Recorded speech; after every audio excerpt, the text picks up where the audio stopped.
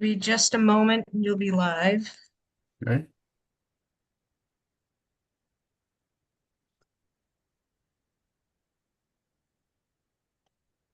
Hmm.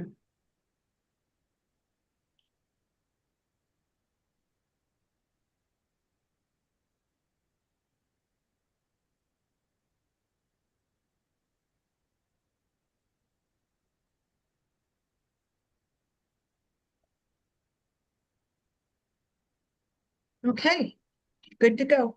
Great. Thanks, Terry. Good evening, and welcome to the August meeting of the Northborough Conservation Commission. My name is Greg Young. I'm the chair of the commission. And pursuant to Chapter 2 of the Acts of 2025, an act extending certain COVID-19 measures adopted during the state of emergency and signed into law on March 28th, 2025, this meeting will be conducted via remote participation. All members of the Northborough Conservation Commission are allowed and encouraged to participate remotely. The order allows the Northborough Conservation Commission to meet entirely remotely so long as reasonable public access is afforded so the public can follow along with the deliberations of the meeting. The public is encouraged to follow along using the posted agenda unless the chair notes otherwise. Members of the public who wish to view the live stream of this meeting may do so by going to Northborough Remote Meetings on YouTube via the link listed on the agenda. Ensuring public access does not ensure public participation unless such participation is required by law. This meeting will feature public comment. Members, when I call your name, please respond in the affirmative. Dan Clark. Here. John Johnson. Present. Kelly Marston. Here. Very good. Staff, when I call your name, please respond in the affirmative. Vincent Vignali. Here. Terry Underwood. Here. Thank you. Reading some business ground rules for presenters and/or applicants listed on the agenda. I will invite each speaker or applicant on the agenda by name to make a presentation and speak to their application. Participants will provide their full name and hold until the name is called. Each speaker will be asked to mute their phone or computer when not speaking and to speak clearly and in a way that helps generate accurate meeting minutes. Those responding will be asked to wait until the floor is yielded to them by the chair. Speakers who wish to respond to the comments of others do so through the chair, taking care to identify themselves. Each vote taken by the commission will be conducted by roll call vote. For items of public comment, after members have spoken, I will afford public comment as follows. By phone, dial *9 to raise your hand and wait to be recognized. Please note that part of your phone number will be visible to those viewing the meeting. By Zoom, click Raise Hand on the bottom of your screen and wait to be recognized. I will ask members of the public who wish to speak to identify their names and addresses only.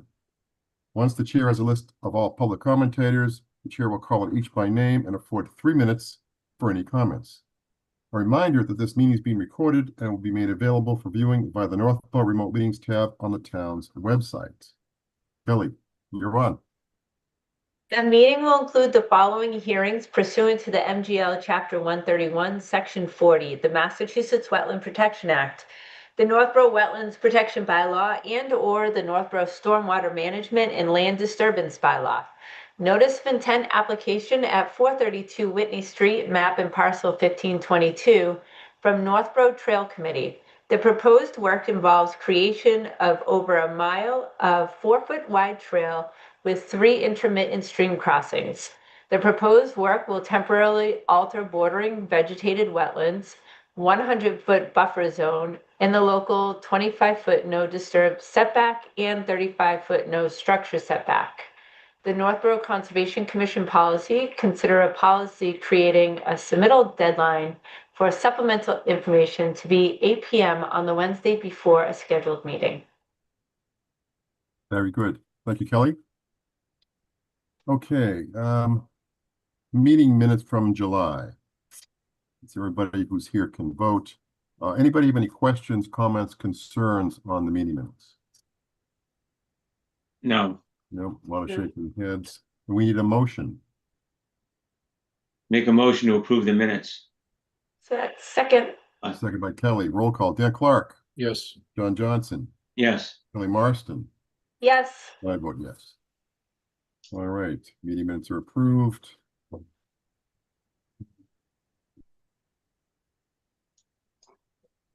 Continuations here. 65 West Main Street. Trying to see what we have on the.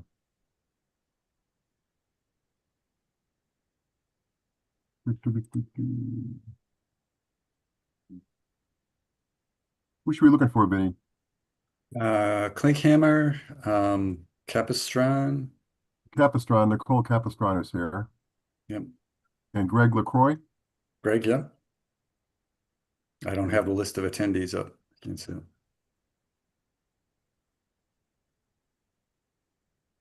Hey, Terry, Yes. I cannot bring people in. Is that something you can fix?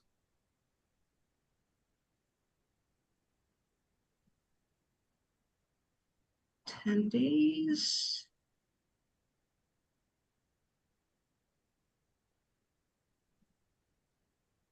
I see a few hands up. Chief Parenti is here. Do you want to promote to panelist? Yeah, I'd like to have the ability to do that. Okay.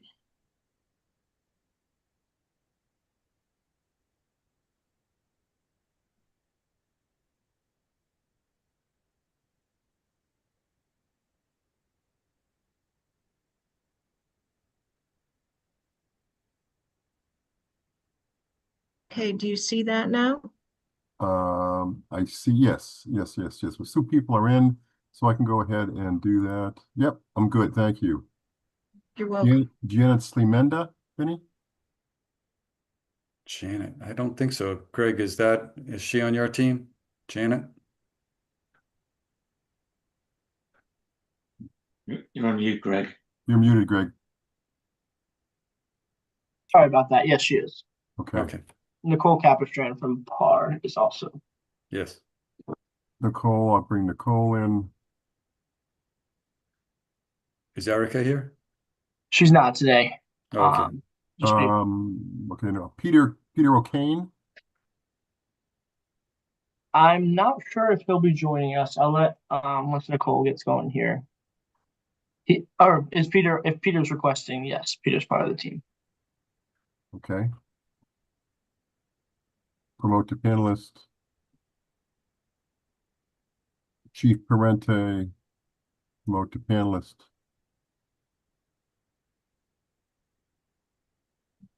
Peter O'Kane, okay, declined. David is joining us.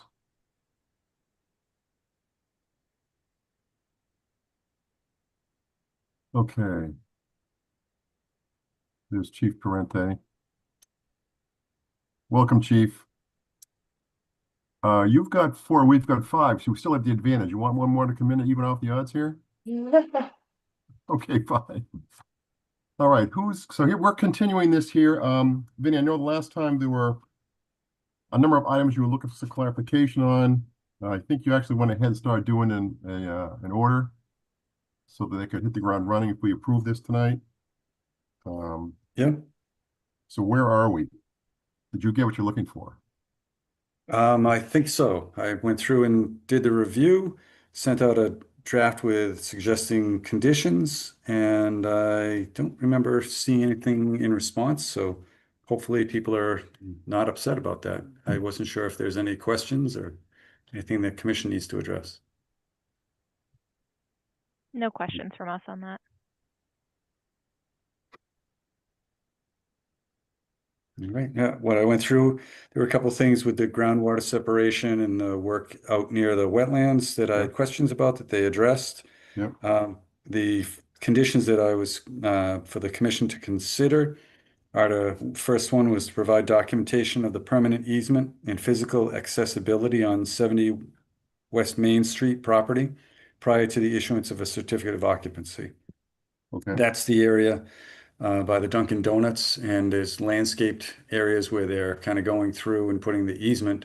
We just want to make sure that those landscaped areas don't get trees and things planted because they need annual maintenance to get in there and clean things up. Is that to the left of Dunkin' Donuts as you're looking at it? That is correct, yes. And the second one was to provide buoyancy calculations to confirm stability of the stormwater detention structures before installation. And there's a note on the plan that they responded to that said they're going to check it, and this would be a condition just asking them to submit the calcs to the commission. And then our standard 3-page conditions that they're already kind of working through and with a land disturbance permit already. Okay. All right. So from your perspective, Vinny, everything you've received, everything you're looking for, and it's We're good. good. Good. Okay. Any questions from the commission or comments? We did beat this around pretty well last month, so. Okay. Then we need a motion to close the hearing on 65 West Main Street. I make a motion to close the hearing on 55 West Main Street for the Northborough Fire Station. Second. Seconded by Kelly. Roll call. Dan Clark, Yes. John Johnson, Yes. Kelly Marston.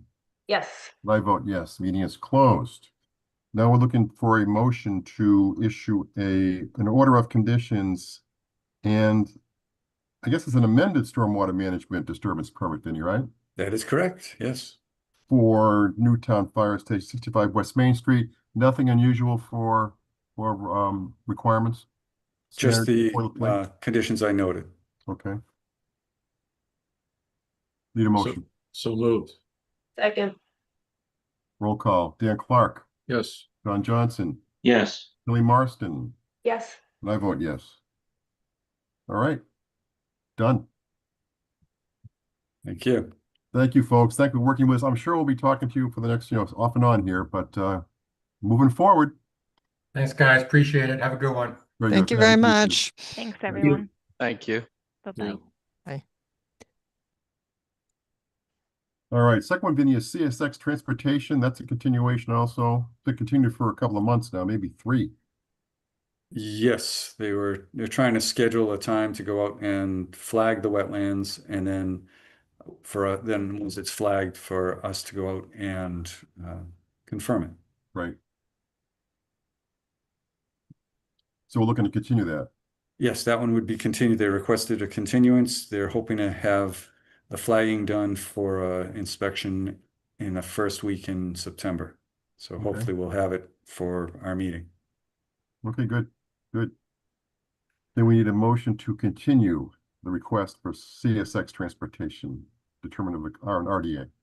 So moved. Second. Roll call. Dan Clark, Yes. John Johnson, Yes. Billy Marston, Yes. and I vote yes. Next, we have another continuation, 13 River Road. Nadine Proctor, this is the collapsed wall on the back of the Assabet. That is correct. I submitted comments a month and a half or so ago. It's been a busy summer for all the designers and engineers out there, and we haven't gotten a response to those comments yet. But You're still looking for the response, okay. right. So we want to continue this. So they're aware of that also, obviously. They're not here tonight, but they're aware of the continuation issue. Yes.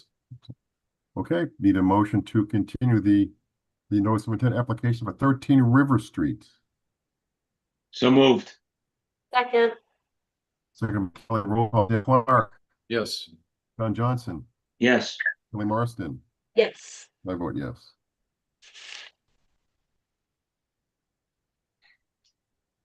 Zero Newton Street. We continuation here for an NOI and a stormwater management land disturbance permit for Zero Newton Street, common driveway. We have veto on this one. Vito is here. And is Michael Levitt, the proponent? He was, yes, he is. Michael, you want to come in? Okay. Hello, Vito. Hello. All right. Is Mike in too? Mike is joining, yes. Okay. All right. Oh, There he there we is. Hi. Good afternoon, good evening. Good afternoon, good evening. All right, Vinny, set us up for this. All right, this is the same site that the commission gave a permit to for a common driveway in 2017. That permit expired, that order of conditions expired. So since then, there was a new bylaw in Northborough that was come into play, the Stormwater Management Land Disturbance Bylaw. And so since their old order of conditions expired, they need to do both a new notice of intent or they filed a notice of intent and an application for a land disturbance permit. I've gone through the proposal and made comments and spoke with Vito this afternoon, and I think we're ready to present kind of a project that is worthy of closing the hearing and permitting, but there are still a few small items that need to be tweaked on the plans. Okay, So I think we can let Vito run through it. Yep. Okay, that sounds good. I'll just bring the plan up. All right, so this is the overall project. I don't know how much we went through on the last meeting. But essentially this was the overall project. I know there was some questions about, limits of disturbance on, the clearing areas. So we tried to make this exhibit where these lighter green areas, that's essentially the work areas, the clearing, and then the darker green would be the areas to be preserved.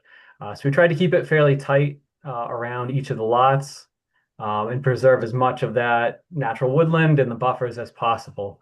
So the driveway essentially winds up to a cul-de-sac, and then there's two spurs off of it leading off to the remaining lots. And then I'll just zoom into the next sheet just a little bit closer. So this one's just a little bit zoomed up of the main development area itself. So we kind of have a central isolated wetland and then this stream running along the backside. So there was some also discussion, I think kind of the main concerns were really related to the phasing of the project and essentially how it gets implemented during construction. So the intent would be to, they want to get started obviously as soon as possible, but the intent would be before the winter sets in to get this first leg of the road in, at least up through this cul-de-sac. Ideally, some of these spurs, but get the pavement down up through this cul-de-sac, get that kind of stabilized for an access during the winter, and then begin work on these three front houses here as the first phase. They'd use these back lots over here and over here for staging areas to keep all that material kind of, off the roadway area, it's not so visible, and also away from the wetlands and the buffers. So that would be kind of the first phase, bring it up, getting the first three lots done, the main roadway. And then after that's going to move on to these back lots and kind of work themselves out into the development and finalize with these last couple houses out in the back. During construction, they'll use this. This is a central kind of detention basin right in the middle here. It's essentially just created from bringing the road across. It's a low valley, and they're bringing the road across and spanning that. And it essentially dams up this kind of low area that once it's finalized, will enhance it into a formalized basin with some under drains and proper soil media. But during the construction phase, we're essentially going to leave that as a natural area to act as a sediment basin. It'll have some controlled outlets, but it'll contain it all within this area. So it's really a natural low area that works with the topography and allows us to catch development down kind of this whole central portion of the development. These front lots would just be controlled with your typical silt fence, straw wattles, just because of the size. They're more the size of just a single family lot. Those can be managed with just on-site practices, we feel, without the need for a formal basin or anything like that. I'm just trying to think if there were any other outstanding kind of questions from last time. I think those were the main topics, though, from they were kind of outstanding from the review from Vinny. We did go through that. We did a initial letter back, just kind of going through how we would revise the plans, and I think we could easily do that. And we told Vinny, pending in a week, with all those comments addressed and completed. So I guess I can, unless Mike has anything you want to add I can kind of take some questions. Yeah, I guess the other thing is towards the back of the property, just, the goal would be to hydro seed all that, because we won't be back there until next year. So we'd like to clear the trees in the light green area just to get that all done, and then just hydro seed everything and start on Newton Street and work our way back. Okay. The vernal pool, is that in 6F? Yeah, that's right. How far is any work away from that? So this, I think it's maybe a little tough to see on this, but this dark line right there, that's the 100-foot from the pool itself. Yep. Goes around. So the work in there would just be a corner of this, yard area, and then this one would have about half the house and then the yard area in it right in here. Okay. This portion of it would essentially remain undisturbed down. Okay. Is everything outside the 35? Nothing's inside the 35 foot?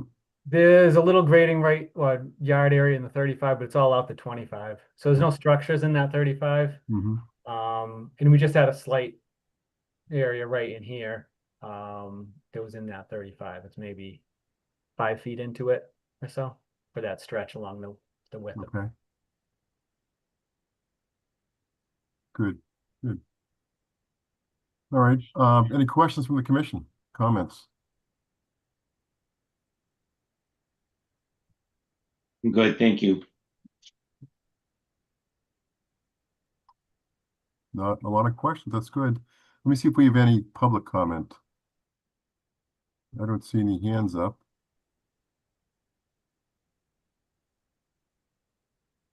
So Vinny, you're good. You're closer to this than I have. You've been out there a couple times, and you and Michael have spoken, and you and Vito have walked it, I think. Yes, and I walked it with their wetland scientist, Glenn Kravosky. Glenn, yep. And Okay. there was a question, or there were multiple questions from DEP, just things to confirm by the commission. And Mr. Kravosky's line work was good. His evaluation of the resource areas was good. DEP questioned whether there was a connection from this vernal pool or potential. Thing is, it is a potential vernal pool, so it doesn't get all the special protections that a full certified vernal pool would get. Yep. But they're doing a good job keeping out of probably 80 or 90% of the protected areas once this gets certified. One of the conditions that was suggested by DEP was to ask the applicant to evaluate this for certification next spring. And I think Michael has accepted or agreed to do that. Yes. What does that entail? I think it's more of a wildlife, or looking for fairy shrimp and salamanders, signs of eggs of either. And they just go in the field and do that field investigation. Is there a sizing requirement, Vito, that you're aware of? Is that just separate for a pond criteria? Yeah, I think it's separate. I don't think there's a size, but yeah, they do a habitat and wildlife evaluation, and I think there's some forms to fill out, and they submit those for approval. Well, if it becomes a formal vernal pool, does that change anything in terms of the protection it gets? No, it would still have, it would get approval, but if these things were built and the areas were developed, then it's grandfathered. But I think they're building it or proposing to build it in compliance with the vernal pool criteria. Okay, good. Good. All right. Future encroachments would kind of limit. That's all. Okay. Right. And the other question that came up at the last meeting or last month was the idea of where the septic systems were going. And they're not specifically shown on this plan, but you can see the areas on the lots that are light green, in addition to where the building squares are the areas where the septic system are going. So they do show the clearing for the septic system and for the fill around associated with those septics. And looks like they're all inside the 100. Yes. Yep. Yeah, all the systems are outside the 100, and we did just show that generally how the grading would be, just to make sure everything fits within the limit of work. Yep. Have you been at Board of Health, Vito, for the septic design? We haven't got approval yet. And All public- all the testing was witnessed by Board of Health, so all that's good. It's just gonna go through the design process now. what about planning board? They had their approval. I think that one is actually still valid, just because of how that process goes. They had their common driveway approval, in the A&R, back, from the original approval time. Okay, all right. All right, so no commission questions, comments? I don't see any shaking heads on that. Do we have do we have automatic signage going up, or is that part of it? No, but that's a good idea. Mhm. That's the wetlands, no disturb signs might be helpful when you're doing those lot development plans to kind of look at the areas where they're most likely to encroach and put a sign there. I'm totally fine with that. I'm familiar with those, obviously, from Swan View. So, Sure, yeah, I sure. think, 6A, 6F, 6G are probably the bigger contenders, but certainly wherever you guys feel that it's beneficial, we're always happy to comply. We can all do that at TBD, right? As things get developed and the things get clearer, then Vinny can come out and walk and agree with you guys on what to do. We'll just say Absolutely. we'll include signs. So Yeah, yeah. Absolutely. Yeah, and I think the general consensus, we showed some clearing, but the goal is to keep it a wooded area. So like 6G, it's showing it coming close to that 25-foot buffer. It might not. We may try to keep as many trees as possible. So just wanted to get approved for more, but hopefully we're not, clearing every little bit that we're proposing. Right. Good. Okay. Well, Swan View is a lot closer to the environments than this one is. So It is. It Mhm. is. That was a little tricky, and not to mention the 386,000 pounds of trash that we had to pick out by hand. That's a little more complicated. So we're Yes, skipping that yes. step at least. Who's counting, Michael, right? Yeah, I did. Yeah, I bet you did. I bet you did. I did. That was a lot of trash. Man, oh man. Good. Okay, so I don't see any public comments. I think we're good in the commission. So we need a motion. Vinny, we're going ahead with this and close the hearing. Yes, that sounds good. And then we'll close it and we'll get updated plans of the items that we had talked about submitted, and then I can issue the decision, the order of conditions and the land disturbance permit. Great. Okay. We need a motion to close the hearing on 0 Newton Street. I make a motion to close the hearing on 0 Newton Street. I second it. Second by Kelly. Roll call. Dan Clark, Yes. John Johnson, Yes. Billy Marston. Yes. I vote yes. Hearing is now closed. So, Vinny, we're gonna issue an order of conditions and a land disturbance stormwater management permit. What are the conditions on it? The updated plans to you before you send them out? Yeah, that won't be a condition because I will have gotten updated plans. I'll hold on to the decisions until I get updated plans plus a week or so for me to get the work done. But they'll be the standard conditions, and then a condition to coordinate with the conservation agent on placement of wetland signs on each of the lots within 100 feet. Okay, good. We need a motion to issue an order of conditions and a stormwater management permit for 0 Newton Street. So moved. Second. Roll call. Dan Clark, Yes. John Johnson, Yes. Billy Marston. Yes. I vote yes. All right. Thank you. Good Thank luck. you. Thank you. You're gonna start soon, Michael? I mean, it sounds like you want to do it.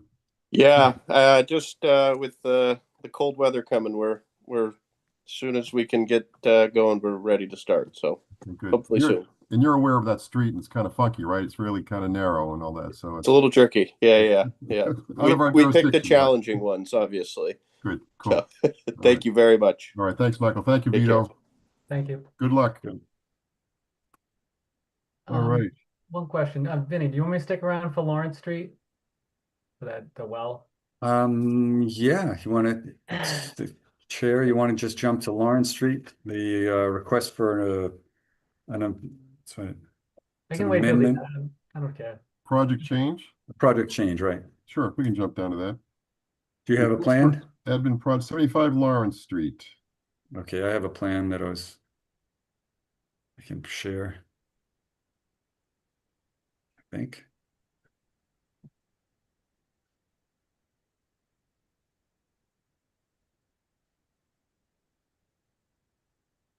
Come on.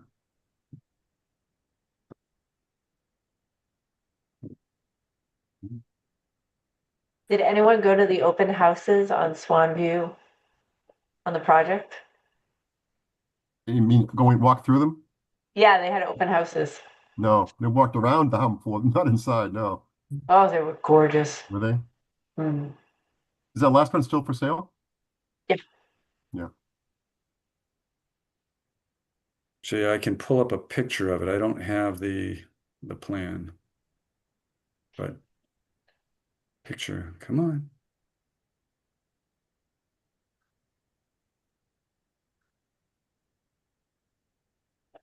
There the picture comes in.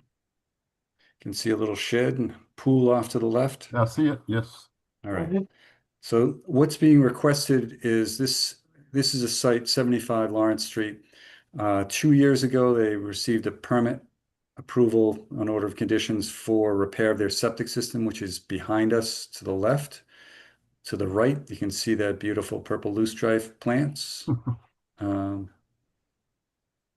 And they're along, oh, I can't remember the name of this brook. Do you have that, Vito? No, I don't have it offhand. Sorry. It's a brook. It crosses under Lawrence Street and heads toward Westboro. And so it flows from right to left. This area here in the front is where they're proposing to put an access,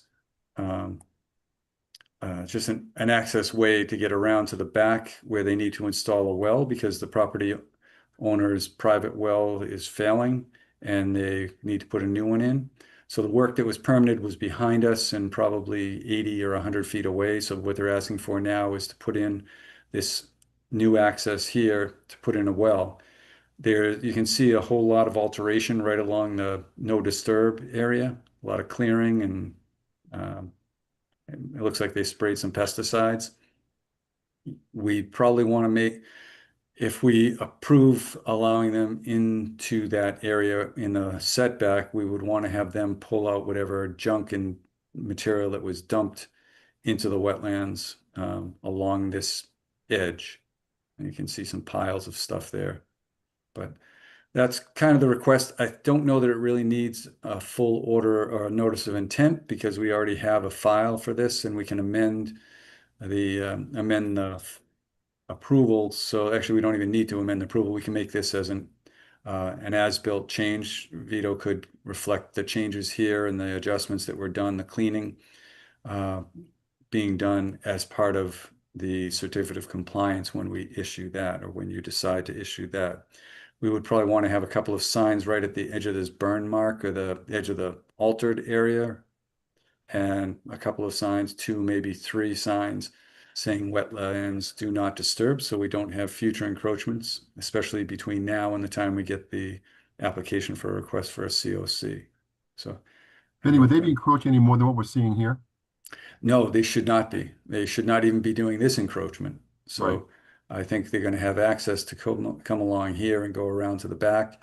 They're going to put up a silt fence to protect it. Unless, I mean, it may be that they don't even need the silt fence if if they're just going to drive a track machine, a track rig up to drill the well.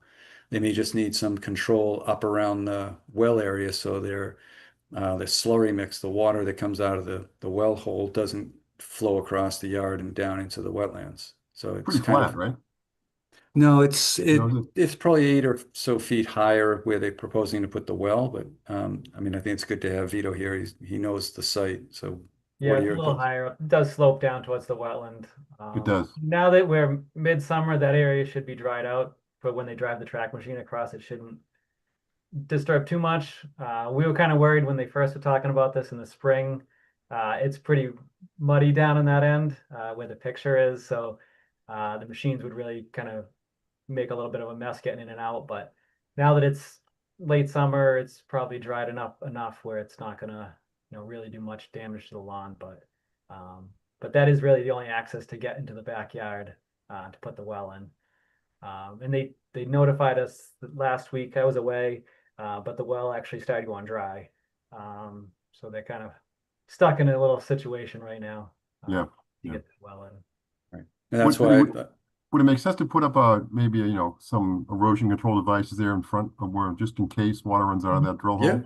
yeah, no, I think that's fine. That's good, especially if the track machine is going to be turning it around that corner. That's Yeah. where they create the biggest problem. So maybe we put in the silt fence as Vito proposed. Yep. Okay. Any questions from the commission? Comments, concerns? Was that shed always there, Vinny? It was on the original plan from a couple of years ago. There's a shed there. There's also a shed in the back here. So these are old timers. I think there's even a slab here. It's kind of, it's tough to tell, but Yeah, they've been there for a while. yeah, it's not our preferred condition, but if we can not make it any worse, any of the filling here or even at the end of the driveway, there's a spot that it looks like a nice spot to plow snow, and it keeps getting a little bit farther in from the driveway. Is the septic failing? So the septic was failing before and they replaced it. That was what the original order was for, was replacement of the septic. And at the time, the well was still functioning. They knew it was old and probably need replacement, but they didn't want to do it at the time. They Okay. thought it would cost. So the septic was replaced. Yep, septic's all, Okay. and that's in the front yard. Just curious. Yep. Okay. Any other questions, comments? I don't see any hands up from the audience. Okay, so Vinny, we're going to vote to approve the request for an admin project change for 75 Lawrence Street, yeah? That is correct. Very good. Okay, need a motion. I make a motion to make the change for admin on 75 Lawrence Street. Second. Seconded by Kelly. Roll call. Dan Clark, Yes. John Johnson, Yes. Kelly Marston. Yes. I vote yes. All set, Vito. Right, thank you. All right. Great, thank you. Yeah. Night. Okay. 145 Church Street. Julie and Richard Cox. This is the deck access. Yes, this was one we kind of looked at the last meeting, and I think we were okay with it. I was okay with it. The DEP had some questions, and they caught something that I missed, was the original layout. The original plan showed the original plan showed an incorrect floodplain location.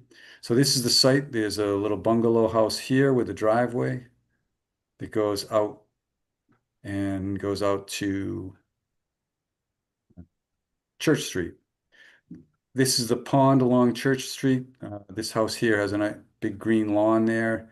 The pond is Church Street, and this was the culvert that you just permitted to be replaced right on Church. So this is a perennial stream. There's a 200-foot zone and then a 200-foot zone farther away. So the whole lot is in the riverfront area. Their only developed area is this high section where the shed, the house, and the fence for the dog enclosure is. What they're proposing here is a 10 by 12 addition in the back of the property. And to get access into there, it's across the deck. They're putting another section of deck in to access into the addition. The issue that came up was the floodplain was shown that it was not mapped in the first application, but it was found that it follows the 293 contour, which runs right through here. And so that's the floodplain is right along here. So they're doing 20 cubic feet of filling of the floodplain for this area here. And what they're proposing is this little gray area, the hatched area, is where they're going to compensate. That's going to be the 20 cubic feet compensation for the floodplain filling that's going to occur here. The building and deck are all going to be on piles, so it's not as though it's going to be filled all the way down below them. And 20 cubic feet, I think, is more than enough because they're probably only going to fill 5 cubic feet, but they're proposing 20 for replication, which is great. It's more than we need. They're proposing silt fence to go around during the construction, and the plans were revised to address the DEP's questions. Okay. I think that was it. Good. Questions, comments? We did see this last month too, but Yes. refresh your memories. Yep. Yes, we were waiting for a DEP file number and DEP comments. Yep. What does that replication area look like now? It is a grass lawn, right? Because this is their dog fence that goes around. It's a 6-foot high black wrought iron fence, so it's not just a cheap little picket fence or anything like that. And they're just excavating the area at the same elevation as where the fill is going over here. They're excavating this area to compensate for the flood storage. And So it's going to be grass when they're done. It's grass now. They're going to drop it, I think, like 8 inches, and it'll be grass in the future. I'm not sure I understand. That doesn't make any sense. They're just making grass lower than it is now. Yes, because it's a floodplain level. The flooding comes up to this red line, and because they're filling a little of it over here, just the top of what's on the top of the piles, the posts that come up in the concrete sonotubes, they have to excavate that volume that's filled somewhere else, and they're proposing to put it over here. So they're scraping off a little bit of the surface of the ground to the volume that this area over here fills. That flooding water goes over here is the idea. It's not usually on this minor a condition. Usually it's they cut out, or they're going to fill 5 feet of flood area here. They're going to dig out 5 feet over here. But this one is just, it's so little a fill that they only have to scrape off a few inches in the other area. Right, Dan, I'm with you, Dan. It's the smallest replication area I've ever seen. Yeah, I don't. 20 cubic feet. It almost doesn't seem worth the effort, but all right. I mean, Looks Well, more like that's- a tripping hazard. Like someone's Yeah. gonna run and fall in the hole. Yeah. Well, DEP was looking for that. That's what was proposed by by Goddard, the consulting, who is the representative for the owner. And I accepted it. If the commission decides that they don't want to have the alteration over in that area and want to just let the fill be filled, then it is definitely less than 10 cubic foot of storage or in the floodplain. So it's the commission's decision is what it is. It's inside the fence. Yes. And I have a photo if you want to really look at Actually, you know, Kelly, could be a tripping hazard. I feel like one of my kids would run through that, tripping it and just eat it. Right into the Or my fence. Boom. dogs would That's do the right. same thing. what's outside the fence? Wetland, unmowed, just the wetland is like 4 feet outside of the fence line over here. And then the wetlands come back there, but this is all floodplain, but this is all just a wooded, brushy area. Vinny, what type of a motion would I have to make to alleviate the replication? We would, after we close the hearing, we'd have to move to allow the filling associated with the 4 piles going in on this project to not have to do the wetland or the compensation for not have to compensate for the floodplain storage. But I'm not sure, thinking about it now, I think under the building permit requirement, anytime they fill, they're going to need to compensate. So I think we just possibly leave it as it is, or suggest that they move it excavate a little more underneath the structure instead of putting it over off to the west, I like Just that approach. the area where they're going to be filling, just excavate Yeah. right next They're to it. already digging up part of it under the structure. They're already digging. Well, they Right. use piles, but they look at piles, but Right, right. Like, can they dig further down underneath that deck and just put like crushed stone? So it, Oh, there's all sorts of different options, but Yeah. it's so small. Basically, what they could do, this whole area under the proposed addition is going to be open because they're going to put it on piles. So they could just excavate the area down here by 6 or 8 inches and make sure as long as it flows out this way, they're going to meet the requirement. So maybe we give them the option to relocate that compensatory floodplain under the deck and addition. I like that approach. We give them a couple of options on it and let them decide. Right. Agree. Yeah, that lawn thing is bizarre. I don't get that at all. No. Yep. Yeah, Dan, now we've seen the smallest ever, and now we can go from there. It's like a dip in the middle of your lawn. It doesn't even. Yeah. Okay. someone's gonna get hurt. Yeah. Yeah, but yeah. Very Well, good. it would be graded down and just it would because it always would have to grade away. It wouldn't be a puddle. All right, well, I was just gonna say the dogs will have a field day in there on a rainy day. Right? Yeah. Actually, the dog is probably as big as that 20 cubic yards. He's a big dog. What's the dog's name? Ghost or Bear, I think it is. Bear? I think it was. Yeah. Yeah. Huge dog. Huge. 120 pounder at least. Yeah.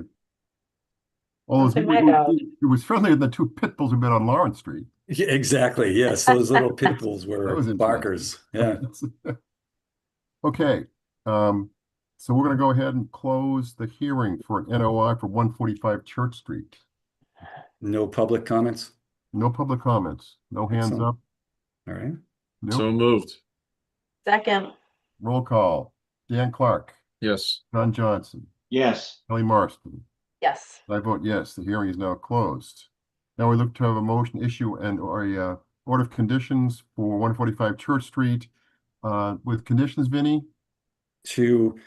Our standard conditions and also allow them to consider relocating the compensatory floodplain to an area under or closer to the addition and deck. Okay. Fine. So Is there a moved. motion? So Okay, moved. second, Dan Clark, Yes. John Johnson, yes. Kelly Marston. Yes. I vote yes. Okay, onward we go. Very good. They'll be pleased. It's good. Thank you. Yes. Okay, another continuation. This is 10 Easy Street.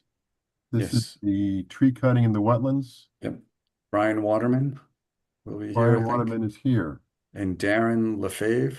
He No. might be here. Okay. Brian, I'm going to bring you in as a panelist.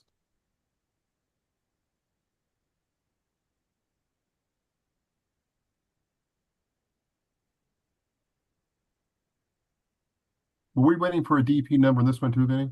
Nope, we have a number. No, the reason we Oh, we were, yes. Brian's joining us.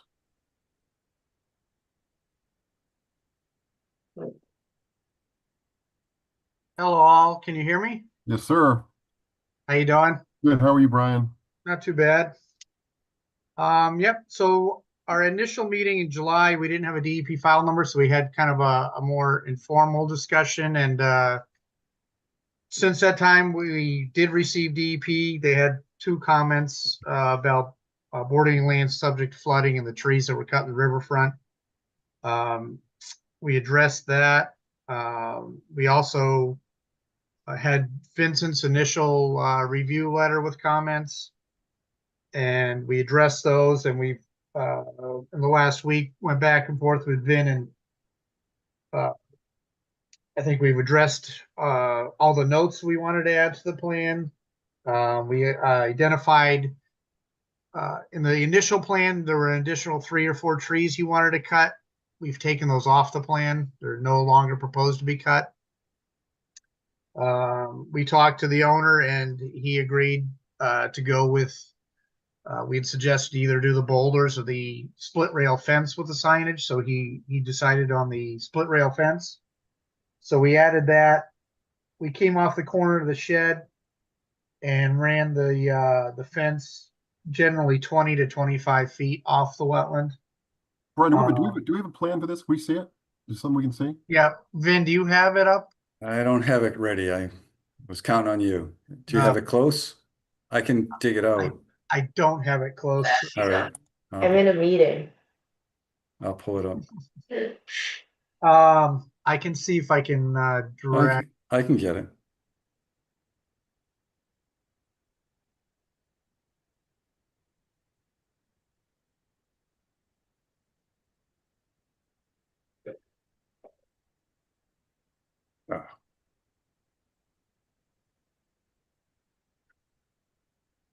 Sorry, Brian. I'm a visual learner though, so it helps to see things. No, I know it. If I'm at my house laptop right now, or I'd be able to pull it up quick. And Vinny's always so efficient at doing this. So Yeah. There it goes. You jinxed me. All right, I got it ready.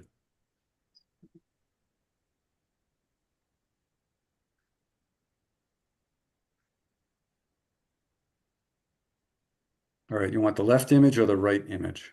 You could go to the right image. It's the larger scale, so we can kind of go through that. No, it's my. Here it is.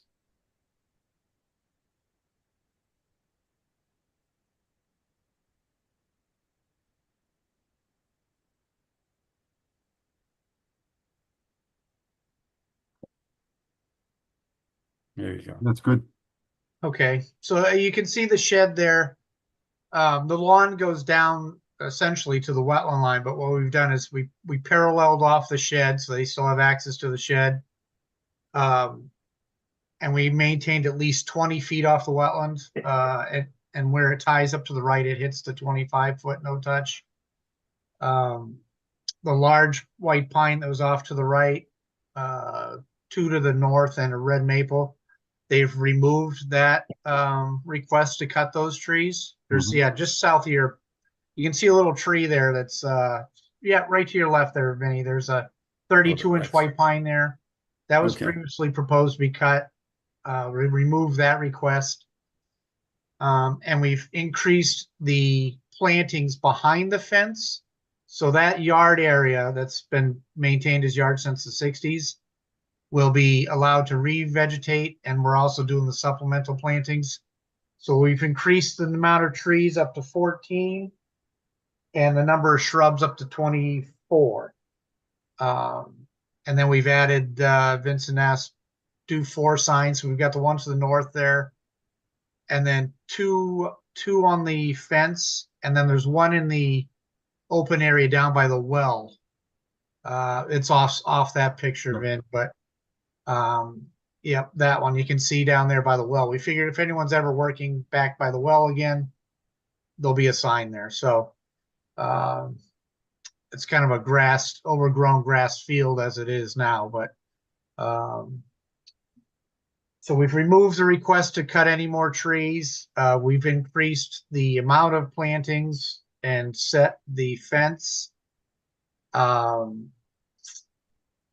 Vincent had also asked some of the trees that were spray painted for cutting, try to get the paint off those trees. So we put a note on there that they will attempt with a citrus-based cleaner. That's one of the more accepted methods for trying to, this is not a lot of paint, but trees that are painted with graffiti or things, they do try this citrus-based cleaner. It's environmentally safe. You spray it, you can hose it off. A lot of times that'll take off the paint. If not, you may have to do a second treatment and do a little hand scrubbing with a plastic brush. So the thought process was to clean the old leaf debris and remaining white pine branches from the edge of the wetland by hand, get that out of the yard and remove it, and then put the erosion control barrier in. And then they can do the fence or go ahead and do their plantings by hand. and then work their way back out. The pine logs will be taken out before the fence and the other plantings are going in. That's that squirrely line with the note there. That's where all the large pine logs are stored right now. Yep. They're in the yard, but they need to be removed by the tree company. Some good sized logs there too. Oh yeah, some of them are 24 to 36-inch diameter. So they're a healthy size. You're gonna have to cut them and use a machine and load them onto. The good thing is the driveway is flat. You can pull right up to it and they can get them out of there. So Brian, is the fence at about the 25? the upper corner is at the 25. We tried to, I think in our initial discussion, Vinny had suggested at least 20. So we're right at we held the shed right there is like 24 feet. So we held the corner so they can get the front of the shed. And then we ran the fence along. So they maintain some lawn, but they're getting rid of 20 to 25 feet of lawn and converting that to allow it to revegetate and then the supplemental plantings. And where is the elm tree that we're talked about growing? Can you pan so we can see the bottom of the page a little bit? Right, let's see. Oh, my eyeballs are not what they used to be. Oh, right there, I see it. Right above where it says remove white pine branches, you see wetland flag 9, right below wetland flag 9. Keep going south. Keep going south. Right there is 9, and then right below it, see the label, it says 9-inch. Oh, yeah. Almost Americana. That's the one that they cut 5 feet up, and now there's new shoots growing out of the side of the tree.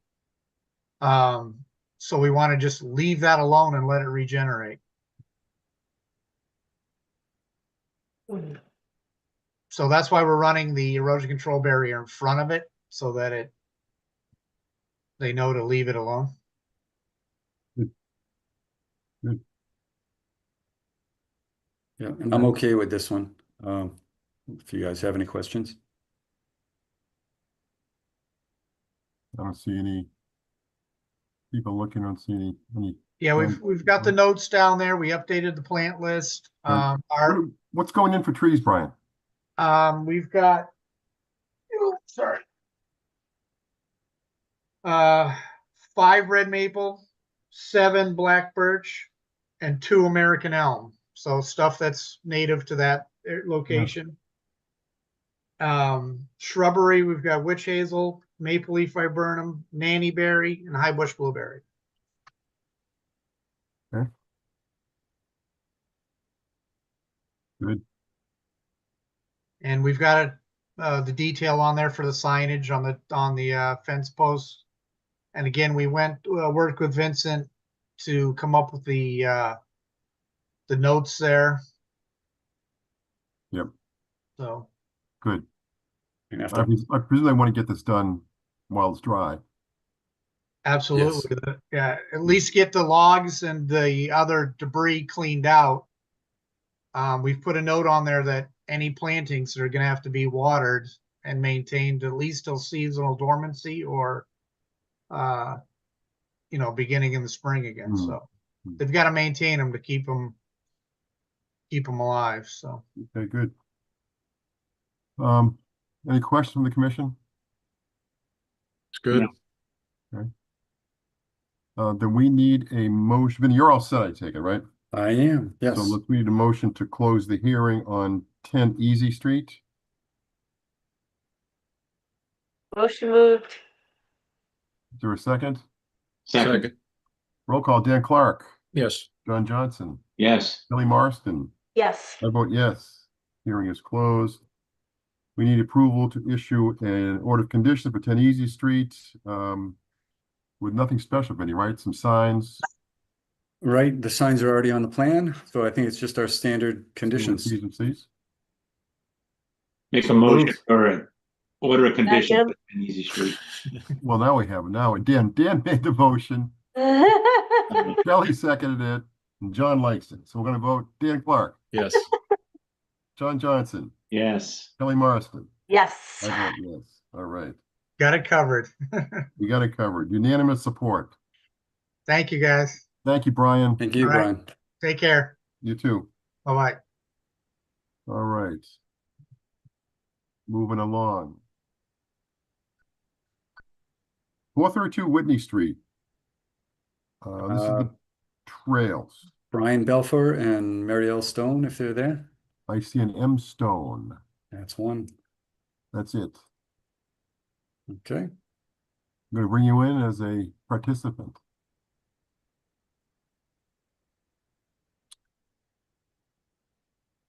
And we have no DEP number yet, correct? That is correct. Okay. So we're continuing this anyway. Fine.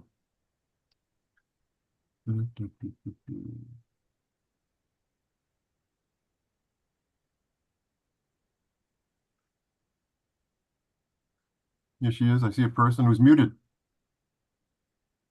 Very good. Thank you. Good evening, everyone. Welcome. I'm Marielle Stone. I'm with the Trails Committee. Brian couldn't join us today. Okay. All right. So we're looking for an NOI application at 432 Whitney Street, right? We've walked it several times. It was going to be an RDA. Right. But we decided that to go with a notice of intent since we'll be crossing some of the banks on 3 intermittent streams. So we figured, notice of intent would work as well. Okay. Okay.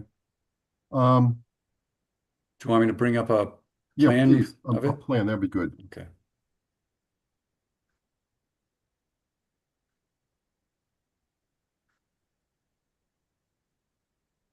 Da-da-da. Thanks, So I have Vinny. I have this one, Marielle, as well as the ortho, if you wanted to jump to that as well. Okay. Yeah. I see something. So Which we yeah, I just- think the commission has had a chance to walk it, and we're grateful for the time that you guys have put into it so far, and going out there and taking a look at it. And I know there was some votes, I think, on the last meeting or one of the last meetings about supporting the trail. So now again, we just want to get the necessary approvals for those crossings, and we do have 3 crossings that of intermittent streams that are being proposed. One of them is to sort of create a smaller loop. And then the other one is to create a spur out to the adjacent DCR property, which is crossings 2 and 3. I have reached out to DCR to talk about creating a trail on the adjacent parcel. They weren't opposed to the idea, but they were very busy at this point of time this summer. They have all the parks that they're trying to manage for the season. So they were very busy, and Kevin Holbrook basically asked to connect with some ideas for a trail after Labor Day. So we plan on reconnecting with him. Our plan would be to just site a trail within, mostly the upland areas, may cross over into some of the buffer zone. But, there wouldn't be any additional wetland crossings that we have anticipated for any additional loops that we would put onto the DCR property. It is a really kind of a neat piece of property that it does kind of continue on, you can go almost all the way down to Solomon Pond, road there across from the mall entrance in Berlin. But right now, again, we're just looking for the crossings for the trail, with the hope that we will have a future expansion on the DCR property. Yeah. We walked it. I think the jewel of this is the pond and the beaver lodge. It's really a beautiful, I've lived in Northborough my entire life, and this was really a first opportunity for me just earlier this year to walk this property, and I was really impressed with how beautiful. For all of the horror stories associated with the former owner and the adjacent parcel, it really is a beautiful piece of property, and the beaver pond is really impressive. And some beautiful wildlife opportunities. And we did try to lay out the trail in a manner that really minimizes any wetland crossings. Yes, we had to get close to the buffer zone. We were very sensitive to the slopes. We do appreciate the comments that the Conservation Commission had provided us in some of the previous meetings. And so we definitely took those into consideration. The parcel is only about 27 acres in size. It's not a huge parcel, and it's not a huge, really long trail, but it is very nice. And we were trying to make it kind of as long as we could without causing any additional impacts to any of the resource areas. We have some of the members of the Trails Committee did a lot of work trying to clean out the pallets that are on the front part of the initial access onto the property. Yeah, that's kind of like the only way you can really get in. That's really on top of that giant compost pile, if you will, that's kind of still there. And so that's pretty much all in the buffer zone, but we would just stay on top of that berm. And then, yeah, and they try to keep as much of it in the upland area, and some of it's in the buffer zone. We do have that one spot near the beaver pond that we there's just a nice view spot there that we thought would be great. And it's I'm pretty sure it's more than 35 feet from the wetland edge. So here's where I am, Marion. I don't know if you were involved in any of the discussions we had earlier here, but we kicked this around for a couple of meetings, and there was some positions about why have any trails there, why not leave it open, partial trails. It was not a slam dunk. I'm okay with the trail. I'm not thrilled about any wetland crossings. I mean, it's a big enough piece of property that I don't think that's relevant. That's important. I think it can happen without it.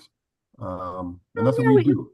Yeah, no, I appreciate that and that feedback. And, we felt again that it would just really enhance the trail to have some of these minor crossings.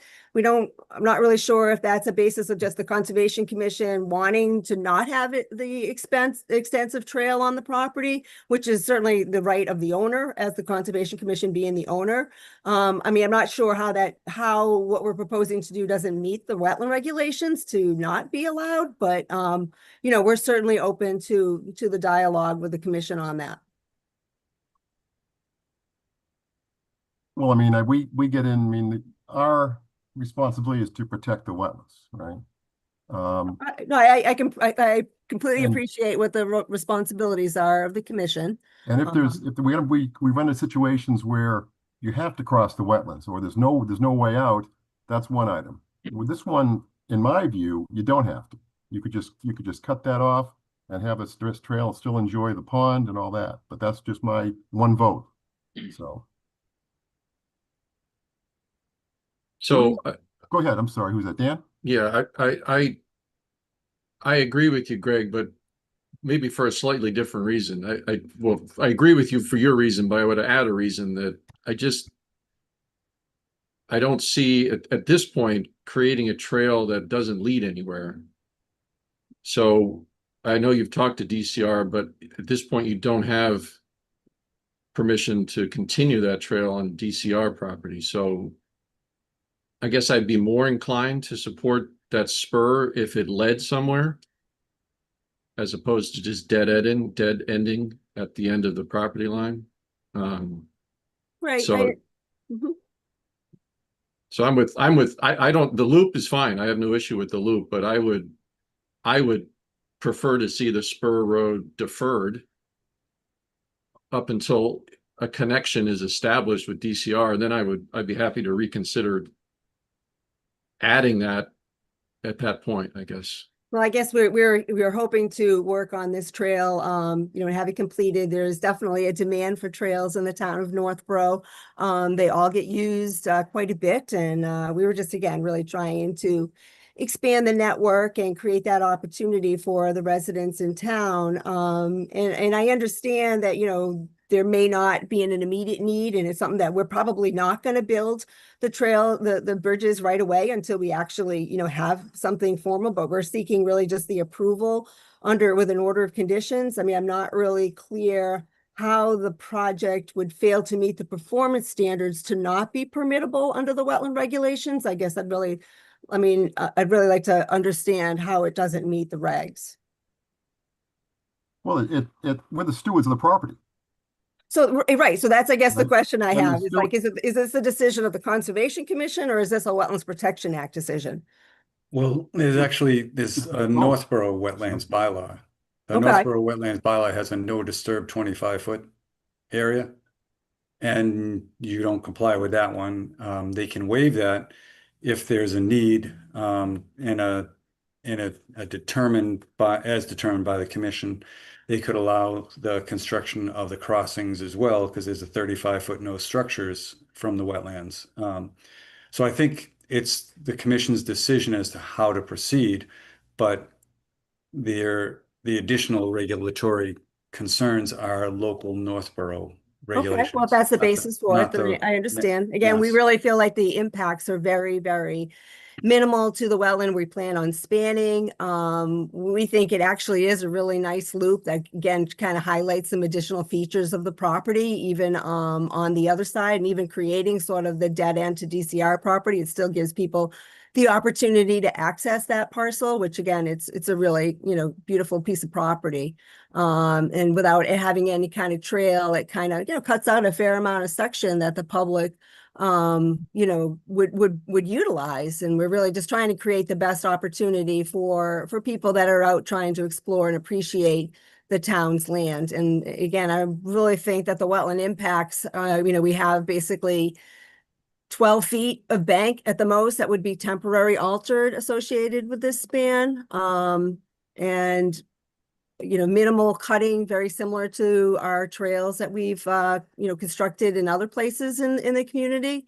But, that's certainly the Conservation Commission's decision, but, we would respectfully request to, seek permission to move forward with the trail as we've designed and proposed. Other commissioners, any comments, questions? I think I'd have to agree with Dan and Greg on this one. In previous meetings, I've said how I have 1 million kids and they love bridges. So over in Cold Harbor, we have a great time over there, but it's a loop. I can't see justifying going against one of our regulations if it's a trail to nowhere. I was just looking on Mass Mapper and I'm amazed that Beaver Lodge has been there since like 2005. Wow. That's unbelievable. It's a 20-year-old Beaver Lodge.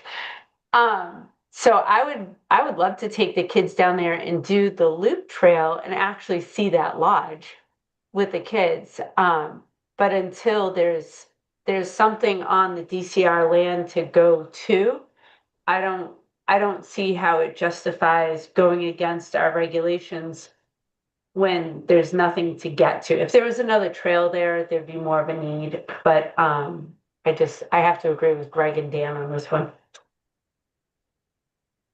So I guess I would disagree that it's completely a trail to nowhere, but I understand what you guys are saying. And, is there a possibility that we condition it that the additional the crossings don't occur unless there is an approval from DCR to construct a trail?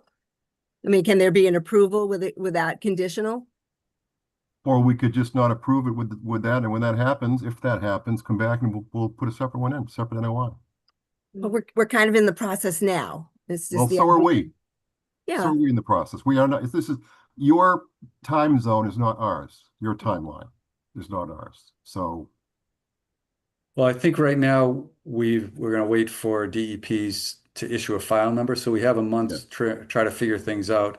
That brings us to the Labor Day. So Hollenbeck could be able to get back to you and you can get a better idea whether you can get a letter or an email from him saying he supports the idea or something Maybe like we that can to show. continue it until we get something. Yep. Right. So we could We're just, gonna so we don't continue lose because any of time. DEP, right? But I mean, even if you get approval, well, it's an NOI, so it's really black and white. It's either approved as is or not.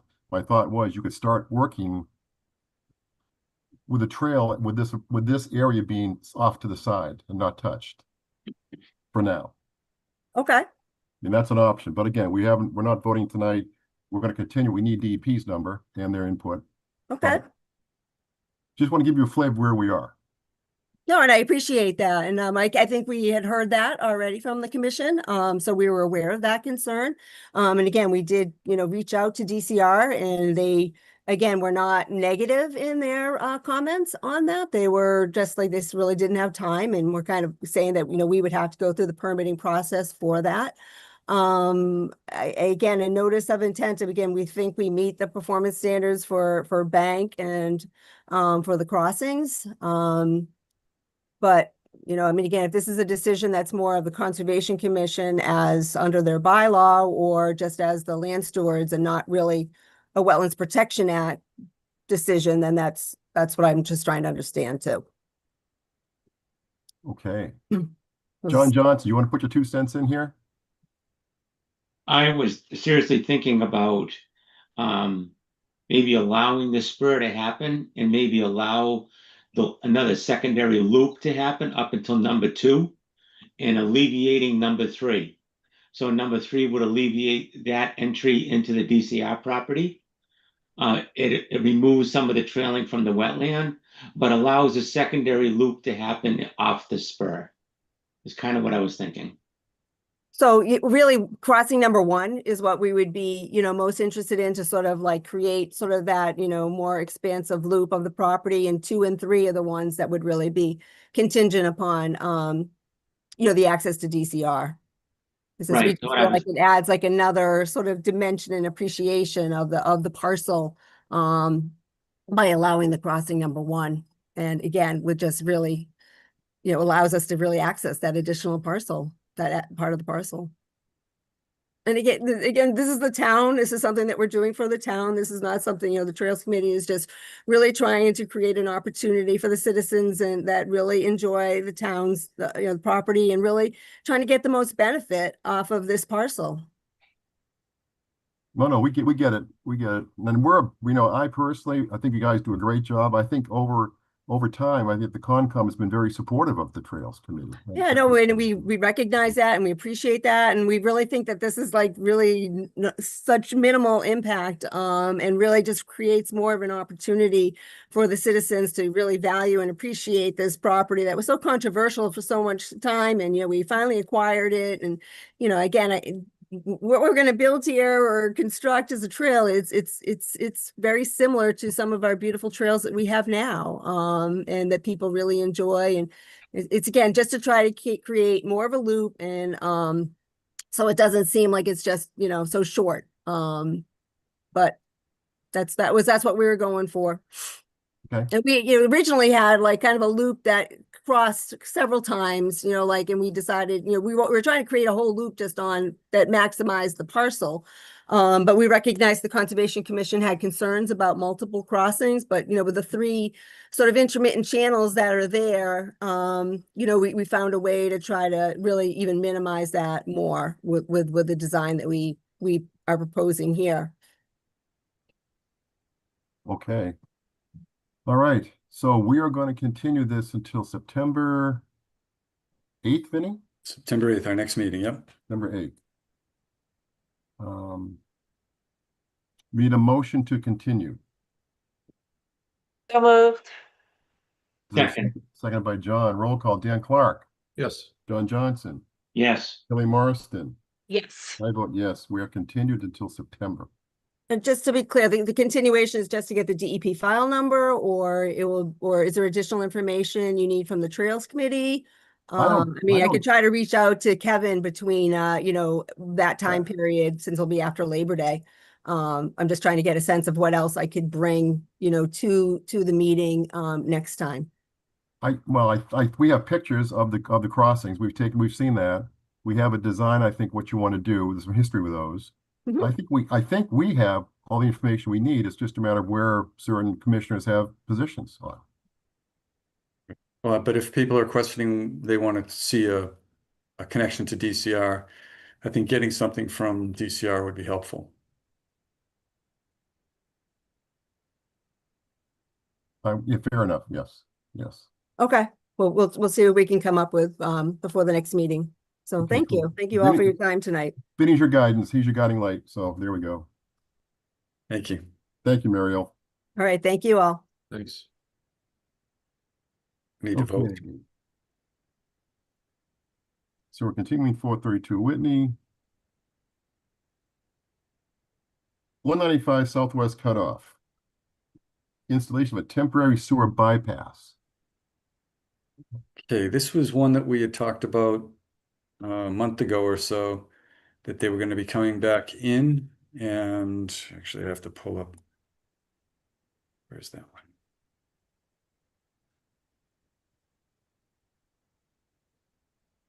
one? They were proposing to do a repair of the dam down on Hop Brook Reservoir, down off of Southwest Cutoff. And I've got a couple of photos that I'm trying to pull up here. So this is on the corner of Tomlin Hill Road and Southwest Cutoff. Yes, yes. And so, come on. All right. So this is, the DCR is doing work to repair the dam, and currently there's a sewer line from Shrewsbury that goes under the dam or through the dam, and then connects into Tomlin Hill Road. So what they are proposing to do, there's the dam is located in this area here. Route 20 runs right across here, north-south. This is it Kimball? It looks like Sandpit? Kimball's. Yeah, Kimball's. And that's the back end of the Shops Way. Yep. In that area. This is the driveway going up to Shops Way. Right here is Tomlin Hill. What's proposed, this is the dam. Going through the dam is the current pipe. To replace that and move it to this end, they need to have a temporary bypass, which is this red line coming through here and across there. I'm going to zoom in now.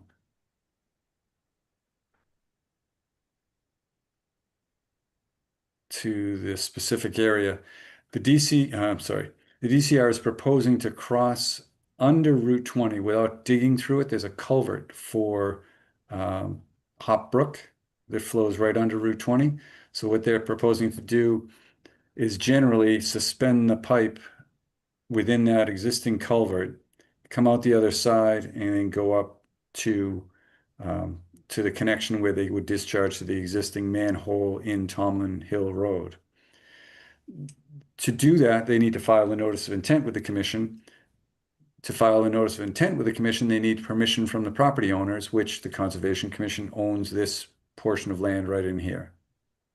So what I asked for submittal of some additional information, if they were proposing to just put a pipe across the brook, it would be a waste of time for us to file a notice of intent. So I tried to get more clarification from them, and they've suggested that they have not completed any final plans, but their intention is to have minimal impacts to the wetland resources.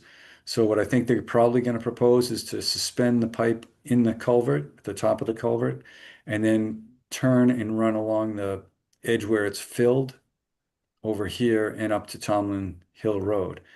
I have kind of encouraged them not to do a formal crossing like it appears is shown here, but we don't have anything for certain. But I just wanted to present this to the commission because they need to get your permission to file the notice of intent.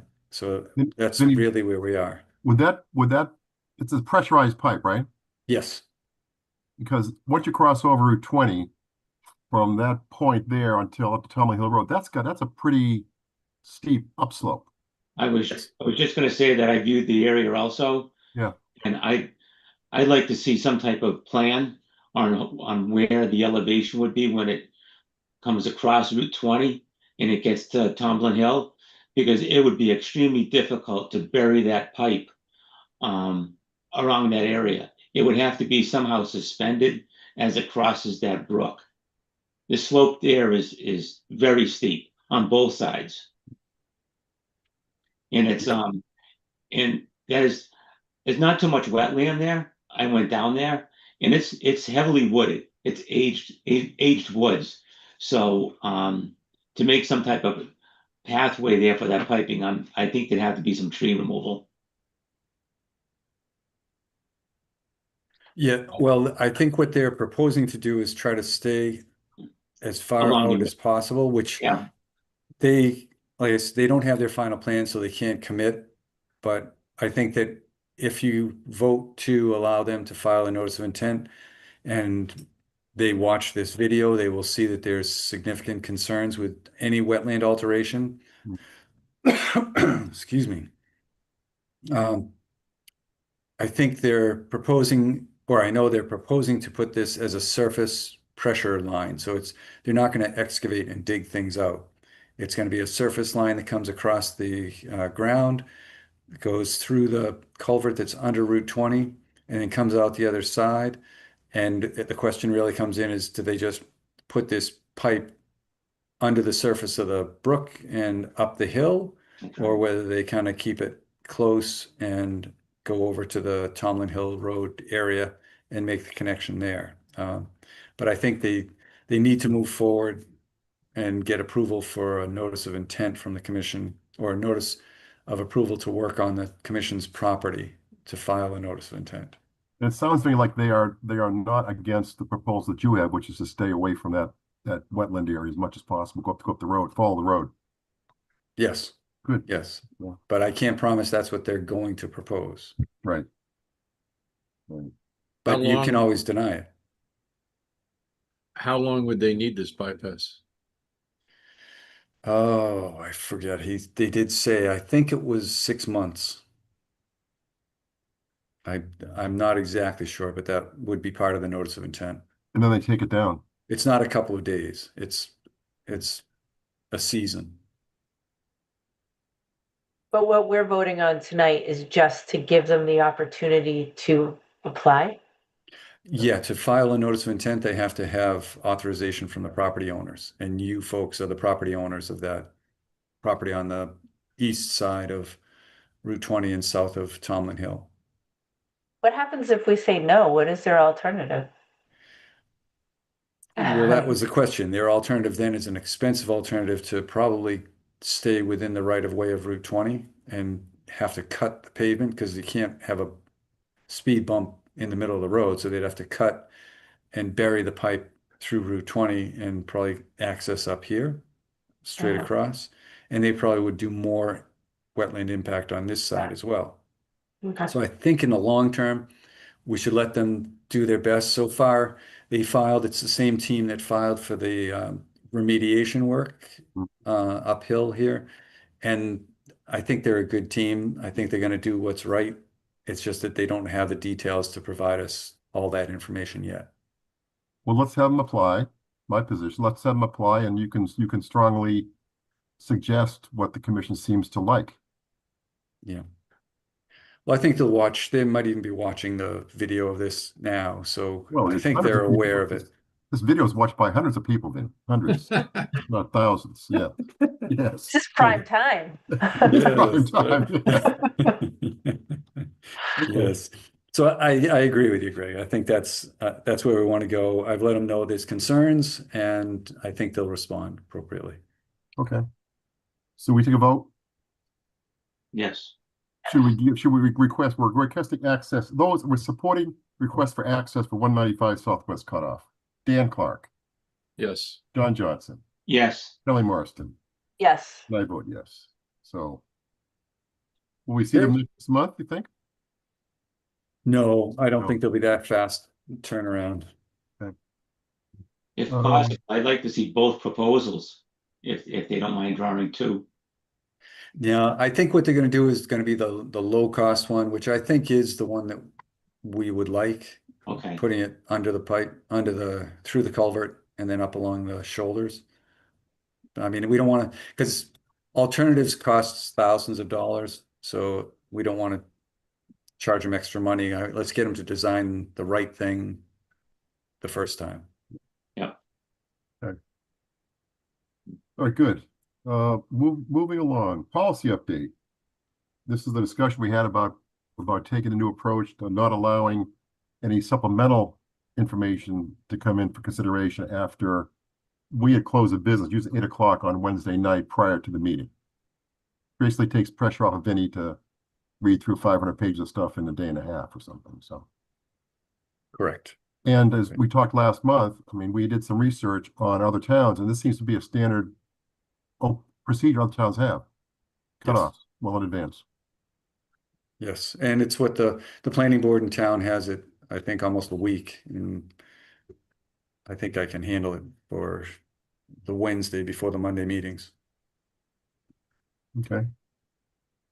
So we just need any discussions. If the public wants to chime in and doesn't like it, that would be okay, but I need a vote from the commission. No public here. Yeah. Room's empty. Room is in. We move to vote.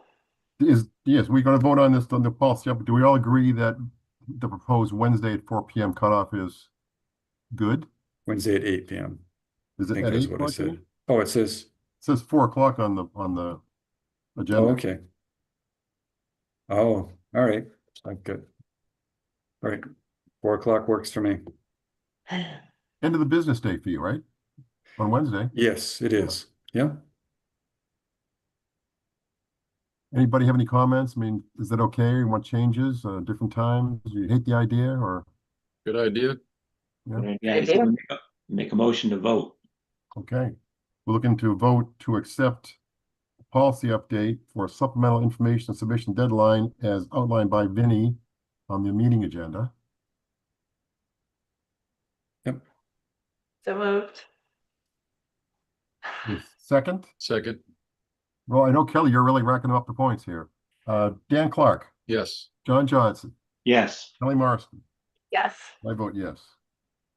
So Vinnie, where is this going to be? Is this going to be on it should probably be boilerplate on the documentation we send out to applicants or engineers?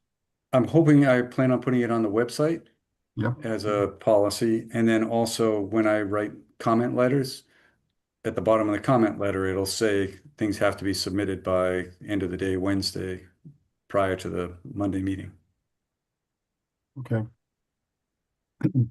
No, we should really probably stick with that too, so that we don't start making exceptions and becomes a useless policy.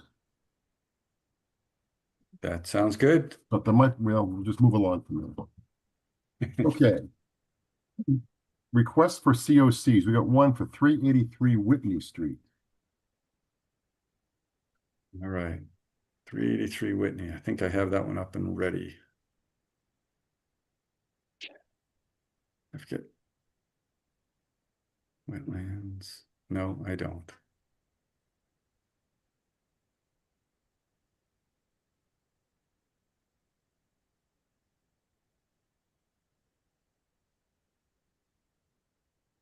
$195. Sorry. 383 Whitney was a septic repair that was done, I think in 2018, and the work was completed. But when they were finishing the work, they cleared a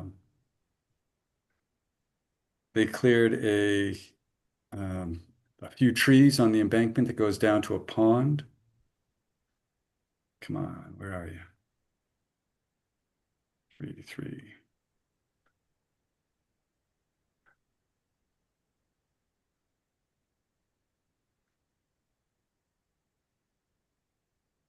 And so as part of this request for a certificate of compliance, sorry, I picked up the wrong, yeah, that was the wrong one. This is the one with the retaining wall? Did it have a wall in it? No, this one isn't. This is one where They put up a fence. they went in and altered the area next to the pond. Here it is. Okay, you don't see that though yet. All right, coming up.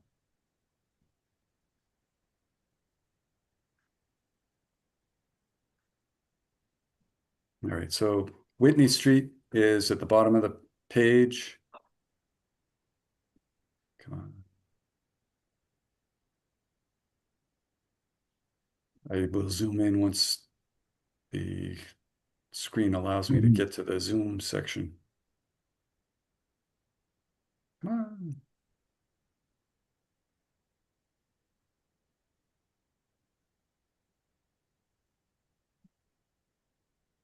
Oh, it's still loading, that's why, sorry. So there's Whitney Street is at the south end of this property. House is there, driveway. This is the proposed, and this is the actual installation of the septic system, the replacement septic system, septic tanks over there. And there's a pond in the back area here. well, actually a little bit farther. So the pond is back here. This is the edge of the wetlands. And there is an area over here that they cleared and put some of the fill from, I think the fill from the septic system into this area here, which they weren't allowed or permitted to do. And so, is this not letting me zoom in? John, is this near you? What number are Yeah, you? I went down and visited the property yesterday. I have a screenshot of the property, Vinny, if I can share my screen. Sure. Actually, let me just zoom in and the points of interest, which kind of come up once you can zoom in a little. There's the septic system was here. You can look across here. It slopes down, and this is a fence to keep the encroachments away from the 25-foot zone. So they've recently installed a fence and put a sign on there, and they were supposed to allow the trees to grow in, but they have not over the last few years. So I contacted the owner, and the owner was willing to plant 3 trees in this area, which he has done, and they're growing right now, I hope. And I will then stop sharing. So you want to share, John? It should be at the bottom. That's what it looks like now. It's There's coming the, up. and he was talking, but there's the sign. I didn't see any trees planted down here, Vinny. Yeah, if you want to zoom in, you can just see them just through the opening in the fence. They're off to the left. So zoom in a little more.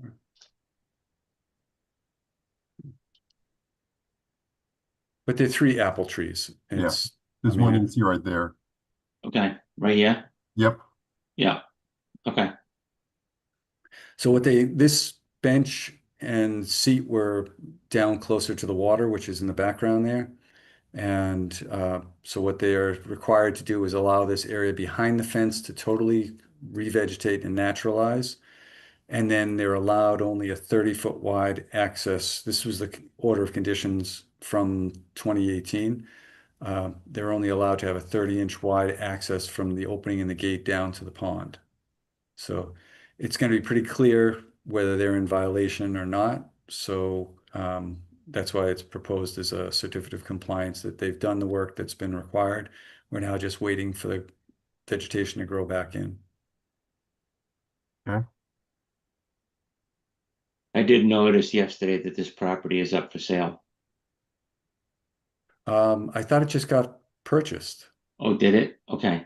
I thought so. Michelle's sign is still out on the driveway. Yeah, no. I thought it said sold, but I'm not sure. I think it was vacant when we walked, right? I thought there was nobody Yeah, there. there was no one home there, but I was there when they put the fence up, when the guy was there to put the fence up, and there was a young mom in there with a baby. Did a nice job with the fence. That's a good picture with the fence and the sign. Yeah. Yep, they did a good job. No. We just got to keep him from mowing beyond the fence. Okay, well, I mean this is in John's quadrant here, so he'll take a look at that and keep an eye on it for us, and we're good. Yeah. Yeah, that sounds good. Okay, we need a motion to award or agree for a COC for 383 Whitney Street. Yep, the ongoing conditions are that, which is what I said, the path is the only thing allowed beyond the fence, and they're going to have to maintain the fence and the sign in perpetuity. Okay. So moved. Second. Roll call. Dan Clark. Yes. John Johnson. Yes. Kelly Marston. Yes. My vote yes. Okay.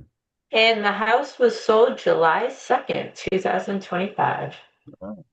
Right. Good, thank you. We have no new violations, which is a good thing. We have 3 existing enforcement orders or restoration plans. Settlers Road, Belmont, and Barefoot, Vinny. I think we're in reasonable shape on all 3 or not? You're meeting with some of the people I know. Yes, 15 Settlers Road. I just got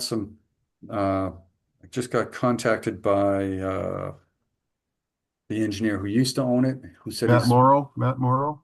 No, that's the wetland scientist who I'm going to meet out there. I think it's Thursday of this week. We're going to meet at the 15 Settlers Road, review what's needed for him to file a restoration plan. Okay. But they need to get a perimeter. Actually, John, you were out there yesterday again. Is Yeah. there a barrier or prevention, some way that the runoff from the Bear area is now prevented from going into the lower area? There's a bank of, I'll say about 18 inches of wood chips that surrounds that whole lot. Starts on the side and goes all the way down around the back towards the area and comes back up. So, Okay. that's what they placed there. Yes, so this one originally got a approval for a septic and a house to go in the area. And part of it was that they had to put in the barriers to the isolated wetland that was on the north side of the property. When I went out there, because I got called by, I got noticed from somebody that there was, it appeared to be turbid water going down, running off the site, and that was the case. It looks like they've extended their fill on the property to being over an acre of alteration. So they're going to need to file a land disturbance permit application. And then we also have to verify whether there are or are not wetlands on the downhill side. And that's when I'm going to meet with the wetlands consultant that's hired to do this on Thursday, I think. Well, it sure looks like they filled some wetlands in. Yeah. It sure does. I didn't do a pour or a auger of the soils, but it was wet. Yeah. Okay. So that was 15. Yep. Then we have Route 9, Belmont Street, the old, what was the name of that restaurant? Oh, Casa Vallarta. Right. Even before that, what it was Tweeds? Tweeds. Tweeds. There we go. We're Oh, going back in boy. time now. Okay. Yes, well, they have a failing septic system, and so they're trying to resolve that issue. But while they're sitting and waiting or working towards resolution of that, they're running into problems with people coming onto their property and dumping. And they need to put in a barrier so that that stops, but they have not done that yet. I just got contacted from the owners on Thursday or Friday of last week, and they wanted to talk to Laurie about resolving the septic issues. And she, as well as the building inspector, reiterated the concerns that I had with dumping and tire dumping and solid waste dumping in the back. So I'm hoping that he'll be responding to that shortly. Well, the good news is you made contact with them as a starting point. Exactly. That's So right. That's good stuff. Yes. 186 Barefoot Road, restoring some issues. Yes, some work, some dumping in the setback areas. That same wetland scientist, Matt Morrow, is going out there, and we're going to meet at this site as well. And we're going to review the line that he's delineated for the wetlands that was a little more conservative than what was out there in the past. And the owner has done some filling and some dumping of brush and yard wastes into the setback area, 25-foot no disturb. So we're going to work on verifying the wetland line and then making sure that there's no impacts to the 25-foot no disturb, and probably putting up a fence with signs to prevent things in the future. Okay. Progress. It's good. All right. Yes. Yes. All right. Correspondence. What else is going on, Vin? This isn't enough. It's plenty, yes. I have a few other things going, but I think we're handling that. We're working on certificate of compliance for the ADA trail. There's actually an event that you're going to make an announcement for the trail tomorrow night, Greg. What's that?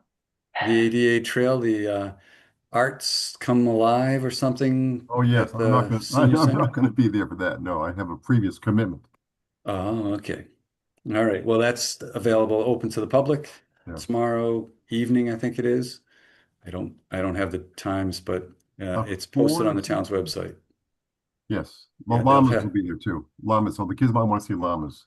Oh yeah, the goats, and I know there's goats, maybe llamas. Yeah. They'll have artists doing art and all sorts of cultural things. They're going to have I think Sirloin is going to have one of their vehicles there. Are you gonna be there, Kelly? I have no, maybe? No, My no, truck no. coordinator would I know. heard there- I don't know. Oh, okay. Right. They said there's an ice cream truck gonna be out there, so Oh, Probably then. that's what I figured, right? Good. So, yeah, so it sounds like it's gonna be a fun event. It's open to the public. And then, so they're going for a certificate of compliance, probably be ready for the next meeting. Good. And what's the other one? Dog park. Hopefully, we're going to have a grand opening or at least a soft opening by the end of the month. They're closing up on the final drainage items and construction items that need to be taken care of. I think folks are already using it, what I'm seeing on Facebook. I think so. Yes. So, Right. Well, but we'll get an official opening that the planning department can announce. question I have, Vinny, trails, Edmund Hill status. I haven't gotten there yet. Have you been invited? Yes, he said he's Okay, got it good. marked. He had it marked 3 months ago. It's Okay. that one's all on me. I just haven't gotten out. That's actually a fun thing that I want to do, go out and walk on the trails, but they don't seem to get time for that. Okay, good, but at least it's ready for you, so it's a matter of good. Okay. Yes. Yeah, and maybe I'll check and see what the status is and maybe get John, since he's getting out there a lot. John and Dan get out there for a walk and see what they think of the what's that? The adaptive bicycle trail layout. Yeah, Yeah, let me know let if me they find the house. So just let me know. Good.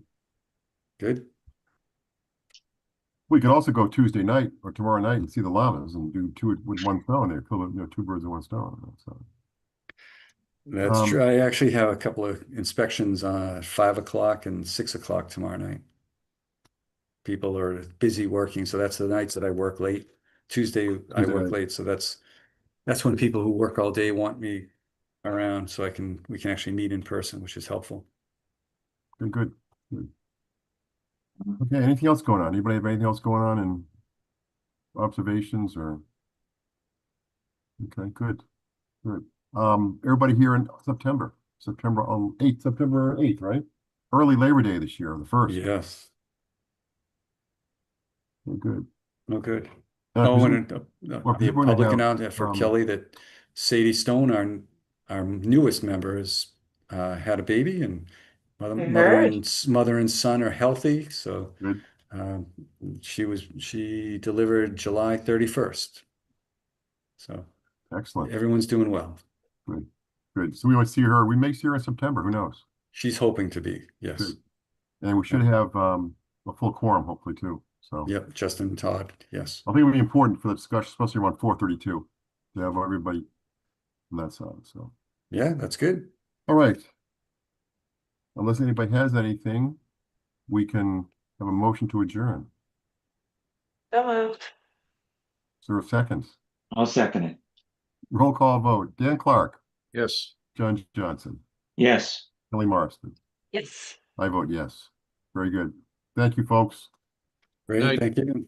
Thank Enjoy you, the rest Terry. enjoy the rest of the summer before the kids go back to school. Yay. That's right. Then vacation really starts. Good Bye, guys. night. Thank you, Vinny. Yep, good Thank night. you, Terry Underwood.